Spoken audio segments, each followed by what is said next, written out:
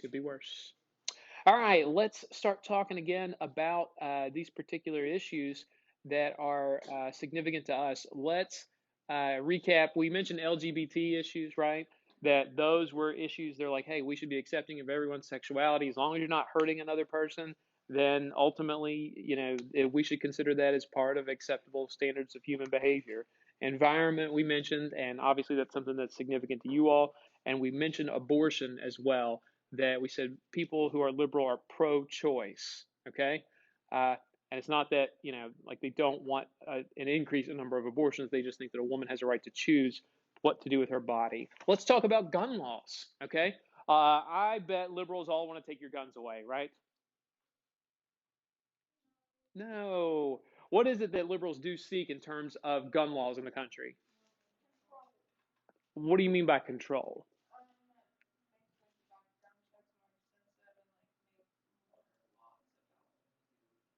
All right, placing more restrictions on gun ownership and who can use those, and situations in which you can use them. For example, like if somebody in Congress proposed a law that said that gun manufacturers could not make a weapon that had a magazine or a clip that held more than 7 rounds, would liberals support that? Yeah, where conservatives would say, we don't like that. We feel like that's an unfair limit on our right to keep and bear arms.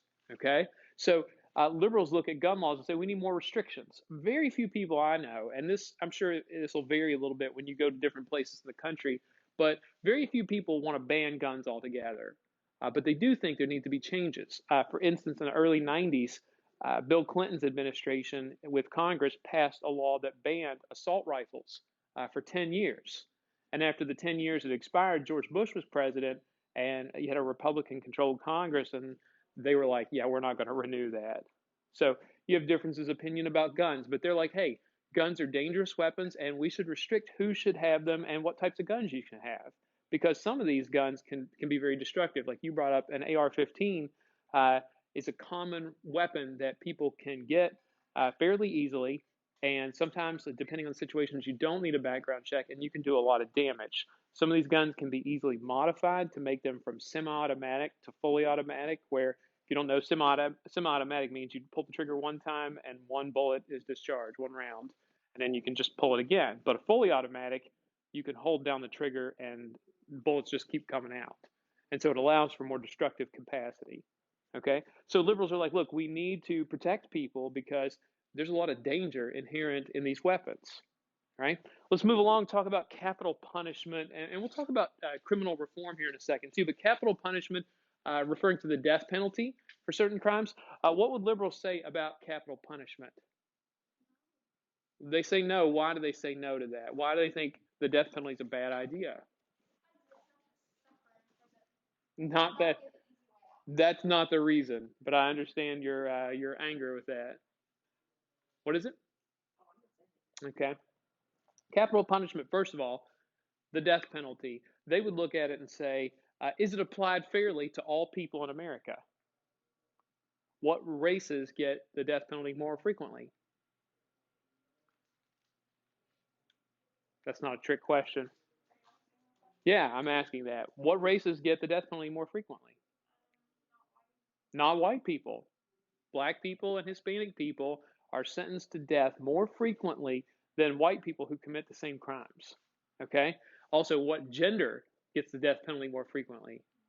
Men. Our society is very hesitant to execute women for various reasons. Also, what do we know about some people who we've executed in the past? They were innocent. We find out later on that they were innocent, and death is slightly final. So you can't bring them back. You can't undo what you've done. All right, and imagine how guilty you would feel over that. Plus, liberals look at this and say it's a little hypocritical. If someone murders somebody else, they're like, hey, to show you how wrong it is to kill someone, we will now kill you. So, liberals look at this and say, no, this is not the way to do things. Plus, let's add on that something else with capital punishment. What would a liberal say is the point of incarcerating a criminal? Should it be primarily to punish or to rehabilitate? Rehabilitate. And they're like, how do you fix a person if you kill them? That's not correcting their behavior. It's not fixing them. Okay? And they're like, hey, we should rehabilitate these people because most of our prisoners are going to end up back in society at some point. All right? Let's talk about immigration. Moving on to immigration. What would liberals say about immigration? What do we need to do to the process for immigration? Maggie, you brought this up earlier as one of your issues. We need to speed up the process of becoming a citizen and allow people to come here. Most liberals would say, look, if somebody doesn't have a criminal record, we should let them come and we should expedite the process to make them a citizen. Ooh, wow. Anybody feel like, yeah, I like that? What would a liberal say about the plan to build a wall on the border with Mexico? They think it's silly. They think it's a waste of money, especially when a lot of people who cross the border illegally are refugees just looking for a place to go. Okay? Trust me, we'll get the other side of this argument later. Okay? One more major issue we'll talk about here, marijuana laws. All right, drug laws in particular, well, more broadly, but in particular, marijuana laws. What do many liberals say we should be doing with marijuana? Legalizing it. They say, look, number one, this drug has never been as bad as what people have led us to believe. And that's true too. If you go back to like the 1940s and 50s, the government helped sponsor a film called Reefer Madness. And basically, they implied if you smoke marijuana, you'll go crazy and die. And they've treated marijuana as a drug on the level with like cocaine and heroin, and it's not nearly as bad of a problem. No, I'm not encouraging marijuana use. But liberals also look at this and say, look, number one, if we legalize marijuana, you're going to provide a lot of jobs to people. Gosh, West Virginia would have a cash crop overnight. Okay? And they're like, hey, if we legalize marijuana, what does that allow law enforcement officials to do now? Focus on violent criminals and real problems in society. Okay? And they're like, hey, people who smoke marijuana, you can't overdose on it. And they're not people who use marijuana. Rarely, I've never known anyone on marijuana to be violent unless it was something in that drug other than just marijuana. And so they're like, hey, this is beneficial. It would cripple drug cartels in Mexico and Central and South America. That their product is now legal, and Americans could grow marijuana and sell it. All right. So they're like, hey, ultimately we shouldn't do this. Some people don't want to legalize it yet, but they want to decriminalize it, meaning that if you were arrested for marijuana, they wouldn't throw you in jail. They would just simply say, hey, we'll cite you and you'll fine you. It's like getting like a speeding ticket. Okay. All right. And like I said, we're not trying to encourage marijuana usage, but liberals are just saying, hey, maybe we were a little too hard with marijuana in the first place. All right. Let's talk about liberals in general. We've hit the major social views. Let's talk about a few traits of liberals. Okay. Liberals, let's mention first a little trait about them. Do they tend to be younger or older? Younger. Definitely. Liberals tend to be younger. Okay. We'll talk about why that is later on. Do they tend to be more highly educated or less educated?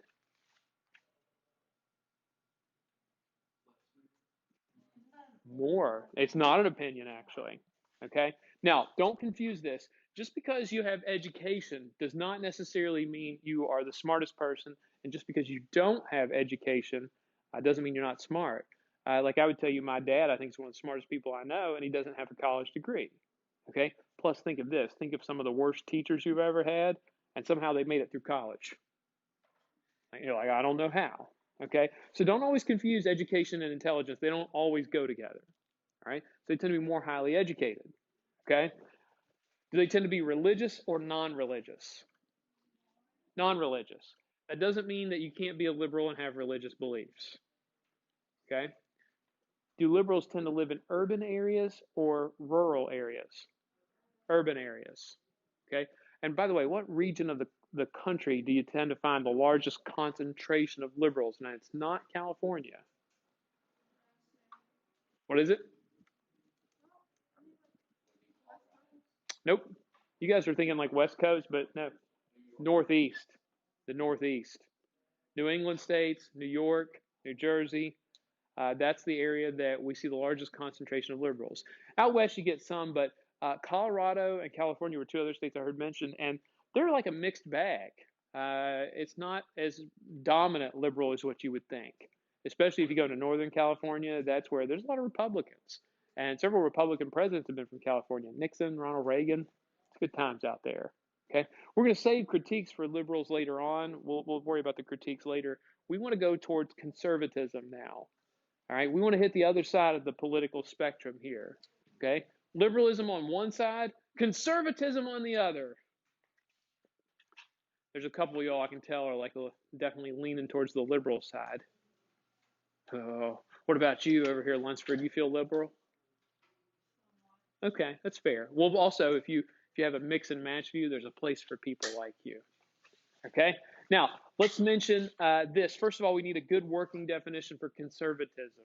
All right. Conservatism is a political belief system. All right. It's a political belief system based on individual responsibility and preserving tradition. Okay. It's a political belief system based on individual responsibility and preserving tradition. Conservatives would tell you, hey, worry about yourself and let other people worry about themselves, and the world will be all right. Not to mention that you don't need to, like, progress in society is all great and everything, but sometimes we actually get it right the first time, and you don't need to reinvent the wheel. You can't progress from a correct solution. It's like, imagine if you were working out a math problem and you work out 6 times 6 is 36, and like, well, we need to make progress with that. No, you don't. You have the correct answer. All right. Conservatives are like, hey, some of the traditional ways of doing things work out correctly. Question.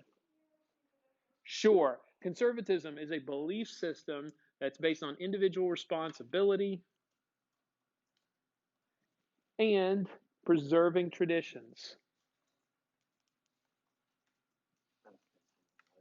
Preserving our individual responsibility and preserving traditions. Oh. And some people very much like their tradition, like they call them Baptists. Now, that aside, let's talk about what conservatives believe, their specifics. Let's start with the role of government. We'll run through the same list that we did for liberals here. What type of role does government or should government have according to somebody who's a conservative? What do you think? They shouldn't get involved in like the economy and the day-to-day lives of people. Okay? In fact, they're like, hey, the role of government, they should be involved as little as possible, and the one major task they should have, maintaining law and order. The government's responsibility is getting out of people's way, getting out of the economy, and maintaining law and order. Not the TV show. No references, please. The joke's already been made today. Okay? That's what government's there for, to protect people and make sure everybody, like any evildoers, get punished. All right? We don't need the government telling us what to do all the time. All right? Conservatives are like, hey, we want to be free to choose certain things. We don't need the government mandating us what to do. Okay?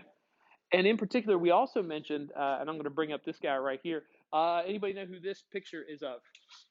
Ronald Reagan. Conservatives is like their hero, man. He is like the king of the conservatives. Now, Reagan, we'll get to specifically what he's doing in this picture in just a moment. But Ronald Reagan and conservatives, they said, look, maintaining law and order is what the government's for. We shouldn't get involved in people's lives on a regular basis. And in terms of economics, remember, liberals believed in Keynesian ideas, where those ideas are when the government needs to get involved and spend tax dollars to stimulate the economy when the economy's not doing good. Okay? Reagan and conservatives said, we don't like that idea. We believe in what we're calling supply side economics. All right? And that's what Reagan's explaining here. Okay? To summarize kind of a long story, supply side economics for us, for our purposes, means this. Reagan and his conservative followers largely looked at this and said, hey, the government shouldn't be stimulating the economy, okay? It should be people who get out there and stimulate the economy. And he said, here's how we're going to do that. What do you think Ronald Reagan said we should do to tax rates? Lower them. He said, if we lower tax rates and you get to keep more of your money, what does that let you do for the economy? Spend more, okay? Spend more. And not only will you get to keep more of your money, but who gets to determine where you spend your money? You do, okay? You get to decide where that is. The free market gets to play out. Because, for example, do you go to businesses that you don't like? You don't go to restaurants that have crappy service or don't have good food. You buy clothing that you think is quality and looks good. The market decides that. You let people compete, like different businesses compete, and then Ronald Reagan and conservatives were like, hey, you get to decide where you spend that money. You get to keep more of your money, and that will ultimately that will help out. Good businesses will thrive. So let's pretend Kennedy owns a business for a minute. What business do you own? A clothing store, okay? And because she has a clothing store and it provides the best clothing in the area, when people have more of their money to spend, they go to her clothing shop. And because her business is actually succeeding at higher levels than it has, well, Kennedy thinks, you know what, now maybe is a good time to build a second store. Since business is up, I've always wanted to expand. And if she expands and creates a second store, well, who does she have to have working in that store? More employees, hiring new people, okay? And that benefits everybody because you got people working for you. You probably have to have somebody build the store, so you got to hire construction workers. That helps them. The government benefits because you're paying more business taxes and you have more workers who are paying individual taxes. Ronald Reagan used the phrase, a rising tide lifts all ships. Right? And so this to him, to conservatives, supply side economics is the better way to go, not the Keynesian model. Okay? The one drawback to this, and this is ultimately Ronald Reagan and conservatives weren't wrong when they said this, but what do you have to have people actually do if you cut their taxes? They've got to spend the money. Some people are pretty thrifty, like me. I like to save money, all right? But they're counting on you to spend it. Okay? Spending it is ultimately important. All right?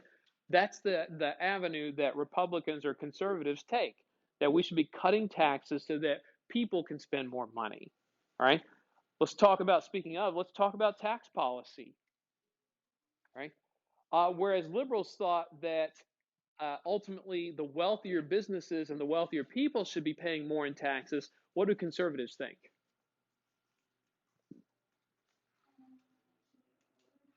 What is it? We should, number one, we should lower taxes for everybody. And a lot of conservatives want a flat rate across the board. So regardless of your income, everybody would pay the same percentage. Okay, and people are like, oh yes, I like a flat tax. Right? And ultimately that's one of the biggest things that, we're like, hey, if we're interested in equality, okay, what better way to say that regardless of your income, everybody pays the same percentage? All right. And a lot of people want to see taxes reduced because a conservative, and this couples with the next thing here, what would conservatives say about social programs? They're not good for the economy and they're not good for society. And so if we don't, like, if we lower taxes, you should be able to keep more of your money and we shouldn't need these social programs. Let people keep the money they earn and that will incentivize them to keep working. Right? They look at things like, remember, Medicare, Medicaid, and Social Security, and they're like, hey, I don't need to give the government my money like a parent. When you're a little kid, my dad all the time, when I was a little kid, my dad would always be like, if I'd earn money from something, he's like, I'll hang on to that for you because you'll do something silly and spend it all on something frivolous. And it's true, I would have, okay, because G.I. Joes and Transformers are expensive and I wanted them, right? But as you get older, grown adults, shouldn't you have the freedom to choose what to do with your money? All right? And Riley's like, you know what? If I don't want to pay for health insurance, daggone it, I'm not gonna. And if you don't want to spend your money on a retirement pension, you don't have to. And so they're like, hey, you want money when you're older? Start saving now. Okay? They would also look at welfare programs and say, what does this do to people's work incentive? Lowers it. That why bother working when you can basically utilize the system? Are there some people out there who it's better for them not to work and receive various benefits from the government, and at the same time, they could have a job where they'd make less money. So they're like, why would I bother working when I can stay at home and do other stuff? Okay, that's not everybody, by the way. Most people who use welfare programs legitimately need them, but there are some people who attempt to cheat the system. And so, with a lot of government waste every year, people are like, that frustrates me that my tax dollars go towards somebody who is able bodied and they don't want to do anything. And don't misunderstand either. It's not like conservatives think that all welfare programs are bad. For instance, in the Social Security program, they have disability, people who literally cannot work, whether it's a mental or a physical disability. And we don't want, we're not trying to force those people to work. There are some people who are literally not capable of working. But conservatives will look at that and say, look, most people are able bodied and we can find a job for them to do in society. All right? What would conservatives say about defense and military spending? We need to spend more on this. This is where your tax dollars should be going in the first place. If the government's job is to maintain law and order, then we should be spending money on defense and military spending so that we can secure ourselves from any foreign threats and we can take care of any threats in the country as well.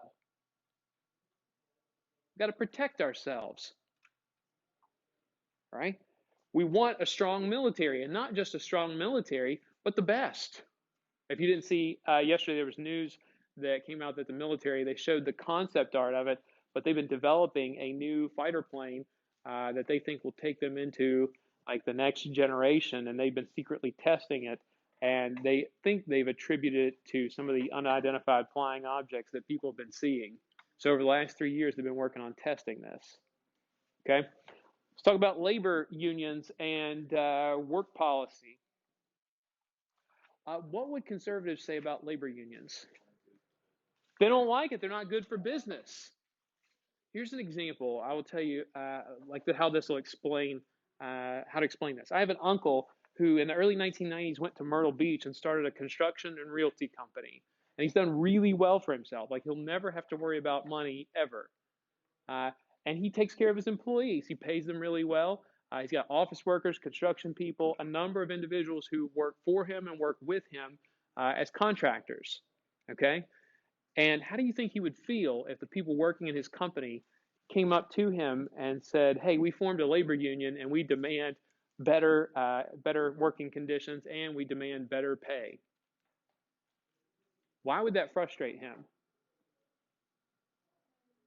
Who owns the business? He does. How many of you like to be told what to do with your stuff? Nobody does, okay? Nobody does. And he would get frustrated because he says, you know what? Not only do I take care of you all, but I'm the one who started this business. I'm the one who took the risk by getting a large business loan to start this. I uprooted my entire family and moved here to make this business and make it what it is. And so, yeah, I should reap most of the financial rewards because I'm the one who put my neck on the line and made this what it is so that you could have this job in the first place. Business owners would be insulted because they're saying, you know what? You don't like it. You don't have to be here. Is there anybody who's forcing you to work for them? No. So you know what? You don't like it, go start your own business. Right? But don't tell me what to do with mine. And that's why a number of business owners in particular get very frustrated. Who do you think like these economic policies appeal towards? Like your wealthier people, your middle income, or low income? It's not a trick question. The wealthier, okay? If you've worked for it, and think of this for a second too. If your whole life you have worked really hard and you've benefited from this system that's in place, why would you want it to change? Okay? The same way that people who are liberal, like if your life experience is, I've never gotten this, or this, or hard work hasn't done this, then ultimately your life experience will sometimes push you towards either being liberal or being conservative. Okay? But conservatives say, look, you shouldn't be able to form a labor union and demand what I do with my business. Right? That's really frustrating. Nobody, and like I said, nobody likes being told what to do with their stuff. All right? Let's go on and talk about the social side of things. various social aspects of conservatism. Okay, we'll start out with LGBT issues. What do conservatives say about same-sex marriage? Inherently, we shouldn't allow that in society. They look at this and say, hey, civilization throughout human history, no civilization allowed same-sex marriage until we just decided that marriage was something other than a man and a woman. And conservatives are like, hey, we want to preserve the tradition that marriage is between a man and a woman. Now, a lot of people are inherently connected to religious aspects of this, but there are a lot of conservatives who aren't religious in their nature, and they're like, hey, why are we going around changing cultural standards? They're like, let's preserve this tradition that got us to where we are. Another fun fact, too. Do you know why government gives tax breaks to married couples? Why would they say we're going to give you a tax credit? You don't have to pay as much money in taxes if you're married. What, are they just like married people? They hate single people? Why do they want to incentivize marriage? You're right. Why do they want to do that? More children, okay? Because you not only get tax incentives for being married, you get tax credits and tax incentives for having children because that perpetuates the nation. All right? And they're like, this is what the institution of marriage is for. And I'm not saying you have to agree with that, by the way. I'm saying that conservatives look at this and say, why are you going around telling us that we have to change our whole cultural institutions that every civilization in human history's had? Why do we change it now? Just because 2 or 3% of the people want it that way. That's the stance that they're going to take. And they're not that, like, they don't look at the issues of somebody who is gay or transgender and say we should hate that person. They're just saying, hey, we don't agree that marriage is an institution that same-sex couples should be permitted to call something of their own. What would conservatives say about the transgender bathroom policy of schools? They're like, we're not comfortable with that because they would say somebody who's transgender, while that's really sad that they see things that way, that they believe that they're a different gender than what their anatomical sex is, that doesn't mean that we should play into the delusion. They would say it's like the same thing if I told you that marker board was red, I might literally think that it's red. I might see it that way, but am I correct?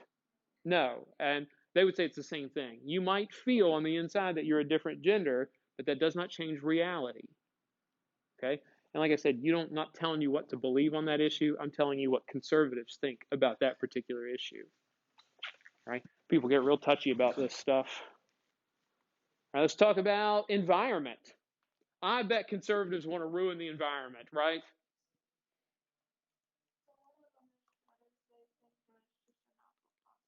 All right, couple things. Let's start with this. What do conservatives say we should be doing with our natural resources in the ground? Like, use them. They're there for a reason, okay? And we don't have alternative energy sources at this point, which are as good as fossil fuels. So right now, we have coal, oil, natural gas. Those provide good paying jobs to people, and we can safely take that stuff out of the ground. So we should use it, okay? They also look at the issue of climate change and say, we don't believe that this is man-made. There are some scientists, and I know that they are in the minority, but there are some scientists, and some of them who are reputable, who say, look, we think that ultimately the Earth goes through cooling and heating cycles where the temperature is really high or really low. And even if we stopped using fossil fuels, they contend that it wouldn't really be that helpful. Okay, I cannot claim to know what the issue is or what science really shows, but I know that the temperature is getting warmer. But scientists will point to things like the ice age as well and say, well, ultimately that wasn't because of fossil fuels or anything like it. That's what the Earth does. Okay, Wiley, did you have a question a minute ago? Okay.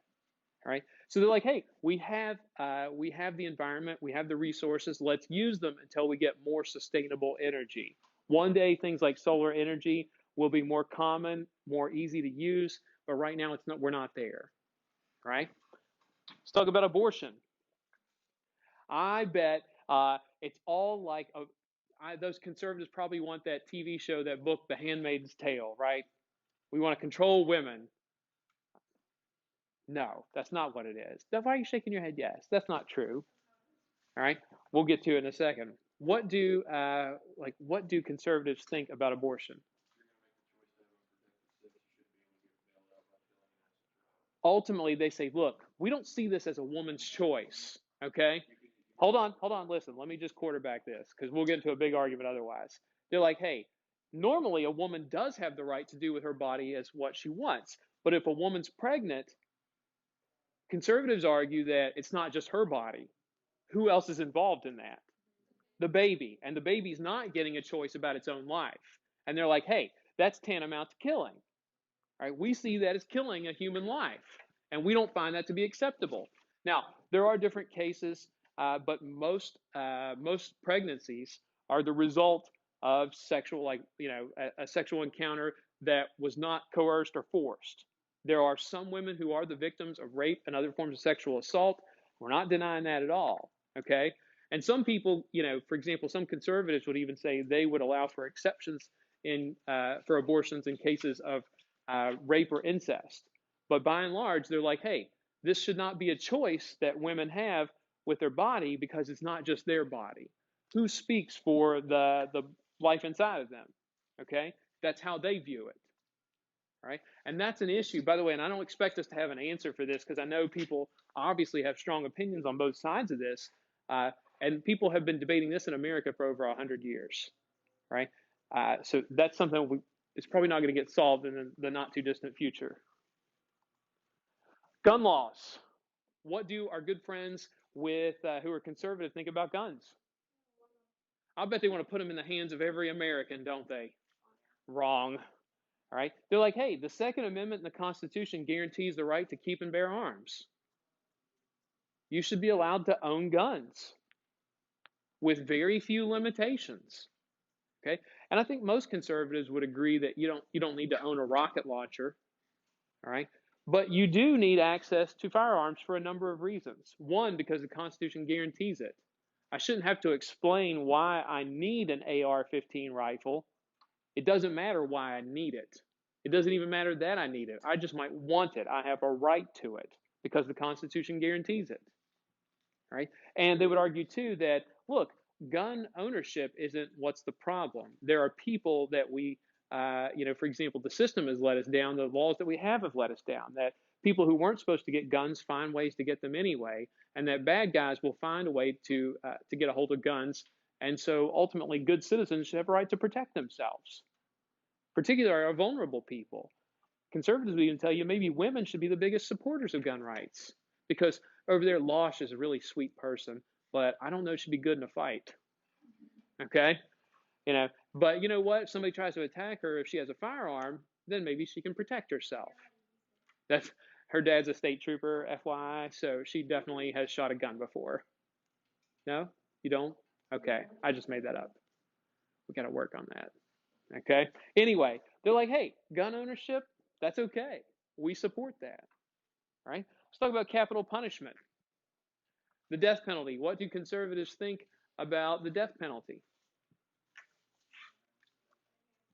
They what? They think it's definitely a good idea that for some people there are some crimes committed that are so heinous and disgusting that the only way to balance the scales is to take that life. And you know what? If a murderer kills somebody, there's a good way to guarantee that he'll never do it again. And that's to execute that person. And that some people do terrible things. Okay? We'll finish out the rest of these social views on Monday. It's a good place for us to stop at the moment.